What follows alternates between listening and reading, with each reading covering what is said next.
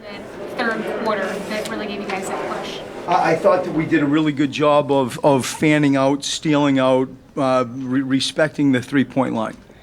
They come into the building shooting the fourth most threes in the NBA. It's one of the focal points in relation to a game plan that we declared at the start, supported by film, all that.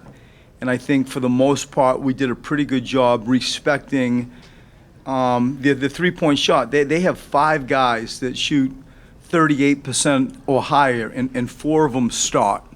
And then the other one, Dirk, just, didn't play.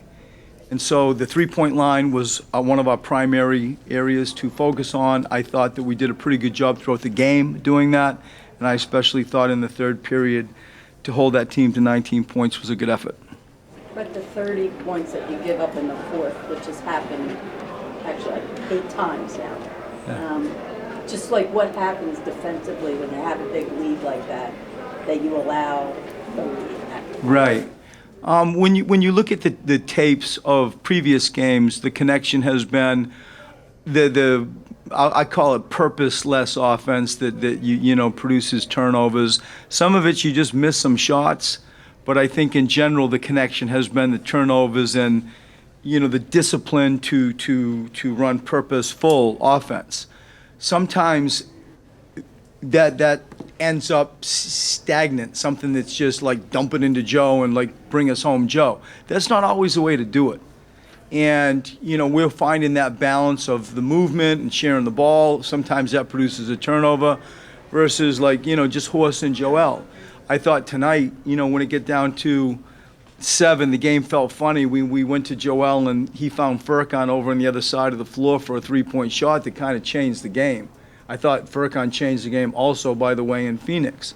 I think that's some of the problem offensively, and I think that there's a disconnect at times with our switching where we're not on point as much as we need to be that produces threes. They had 3 threes in the fourth. That was Phoenix's stat that stood out the most that allowed them to come back. And so I think offense, defense, the combination of those 2 things, we have to get better at.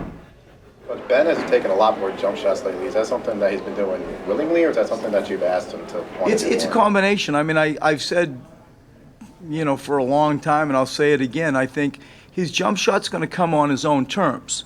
Like, never have I pivoted away from saying, hey, I'd like to see a jump shot, a period.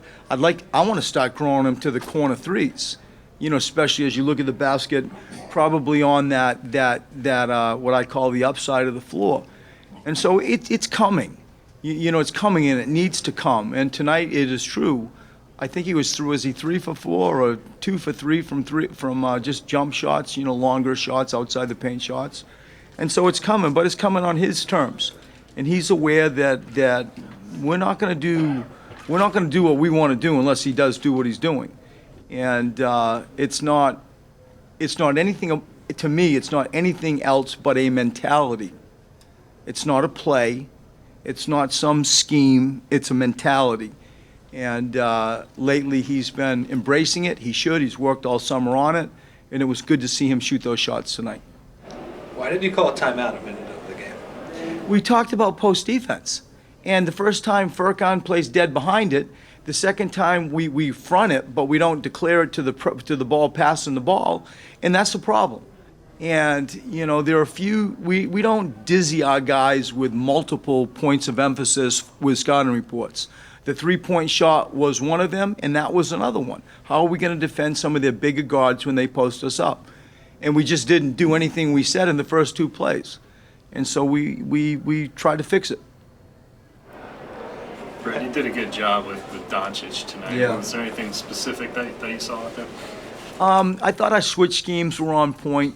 You can switch flat or you can switch to attack. And I thought that we aggressively switched. It wasn't just a passive switch. And I thought we did a pretty good job. I think he did a good job on him when he switched out with his athleticism.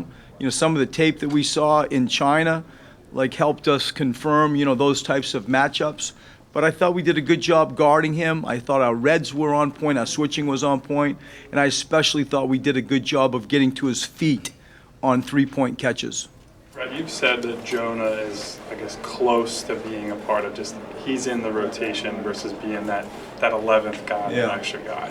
How far away is that? Like, is that another couple games? I don't of think this, it's that or- far. I don't think it's that far away. I think that it's like sort of clear and present danger right now. Like, we're seeing it, we're feeling it, and look at what he did. You know, stat-wise, you look at some of the blocks. What do you have? 2 block shots. I thought defensively he was excellent. He's a deer. He gets out in open court, and I think he complements and can play around Joel.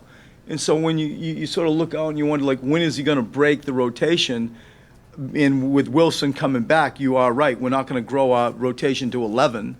And so, like, he's right there. I thought he was excellent tonight. I really thought the last few games he's been on point. He's really been, I think, gifted athletically especially. Hey, Coach, Last one. Shake Milton got 10 minutes tonight. He seems like he's getting more time. Is that part of an evaluation for a potential conversion of the two-way contract into an NBA contract, or is he just earning time on the floor? It's a little bit of both. And the thing that stands out most to me, and this is an NBA requirement if you're not a rotation player, you have to sit there and cheer and clap and be supportive, and then all of a sudden, like, coach calls your number and come in and make a shot. And he repetitively has done that. He really has. And I think that his length defensively is a little underrated at times too.